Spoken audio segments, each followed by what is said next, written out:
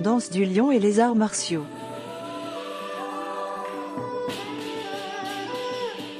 Aujourd'hui j'ai rencontré le maître Guo et nous avons déjeuné ensemble.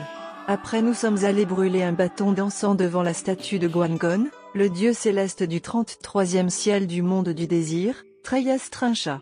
Nous lui avons adressé une prière en demandant sa bénédiction pour la fin de l'année chinoise et pour le nouvel an chinois. 1. Maître illuminé Guangon.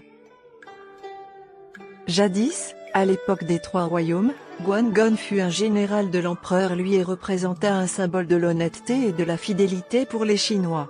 Il était armé d'une grande hallebarde appelée Guandao.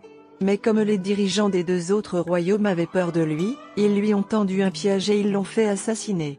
Après sa mort, Guangon est devenu un fantôme parce qu'il était mécontent et plein de haine, et il s'est rendu à la montagne Yukon où était enterré son corps. Les locaux avaient très peur de lui parce qu'ils voyaient souvent son fantôme qui hurlait de rage. Un jour un moine illuminé répondant au nom de Zizé alla exprès à cette montagne dans le but d'aider Guangon. Quand Guangon tomba sur lui plein de colère, il lui cria « Rends-moi ma tête ». Le moine le salua par la formule Amitofo et il lui dit « Tu as tué beaucoup de gens, est-ce qu'ils te demandent de leur rendre leur tête? Et pour leur colère qui va payer? Tu ne vois que toi, tu ne penses pas aux autres ». Guangon eut un peu honte et n'osa plus crier.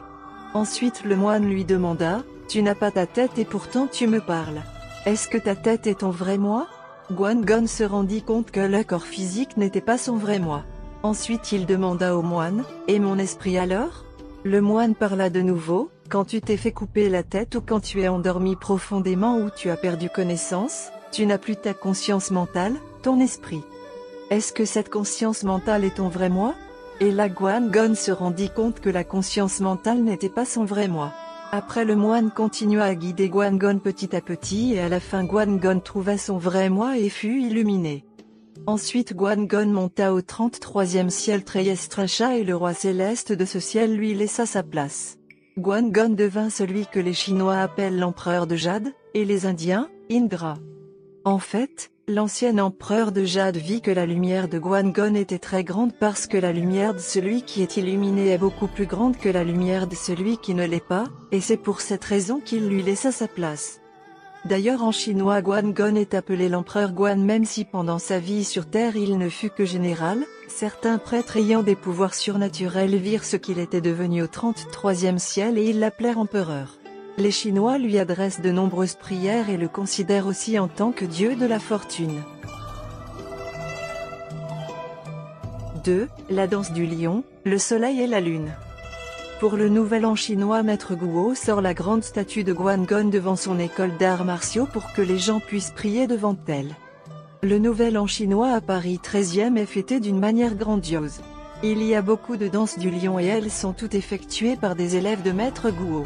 Dans ce quartier chinois, les Chinois préservent leurs traditions. La plupart parmi eux sont originaires du Canton, du Diézio ou du Fujian et ils viennent donc pratiquement tous du sud de la Chine. Or la danse du lion est une tradition du sud de la Chine. Pendant la dynastie Qin, ce sont des Mandchous, la pratique des arts martiaux était interdite pour éviter les révoltes. Les pratiquants donc utilisaient la danse du lion pour continuer à s'entraîner en cachette. Ils accompagnent cette danse par des instruments de musique.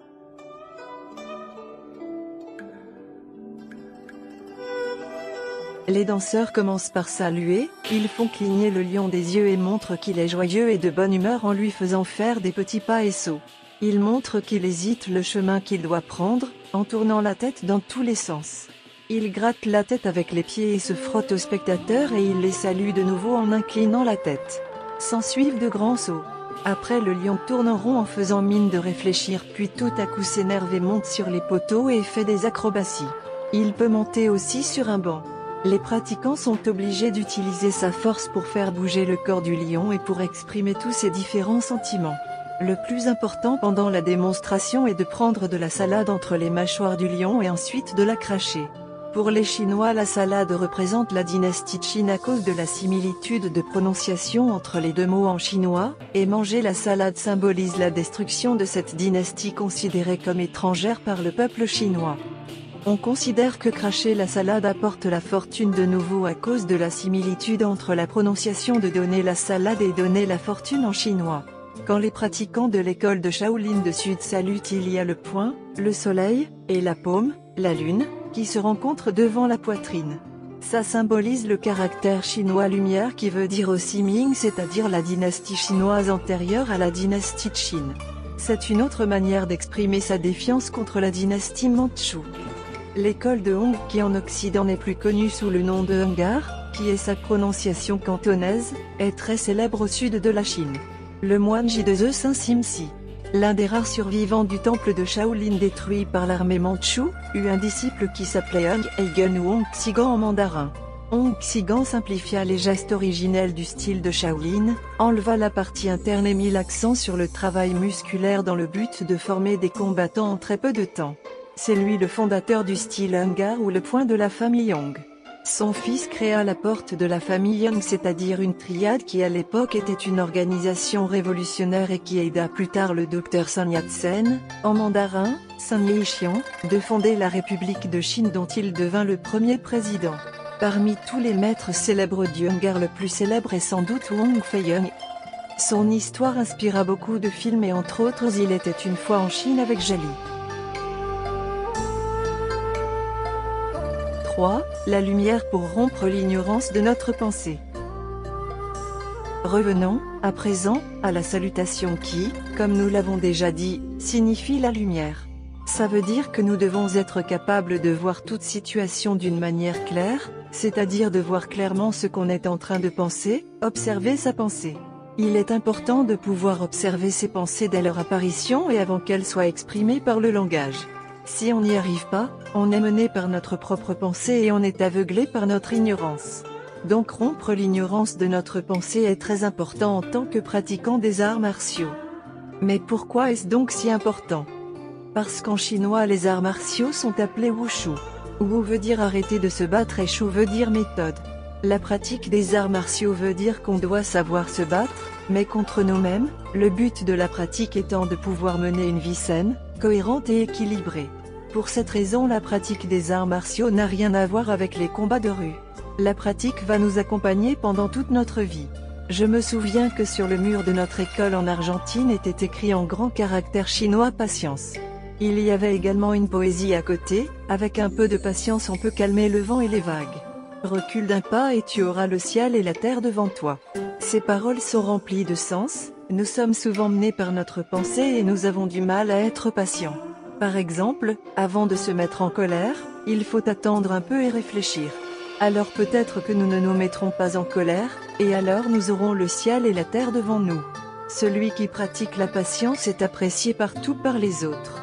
Donc pratiquer la patience représente en vérité une pratique de la générosité. Nous pratiquons la patience pour les autres et plus tard ils nous remercieront pour notre patience. Bien entendu, la patience ne se pratique pas en restant assis et en méditant, il faut pouvoir pratiquer dans toutes circonstances.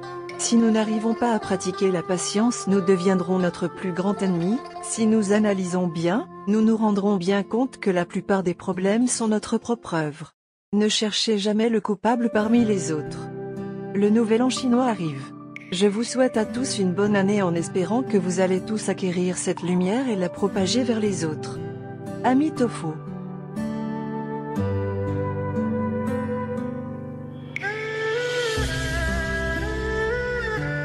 Association du vrai cœur.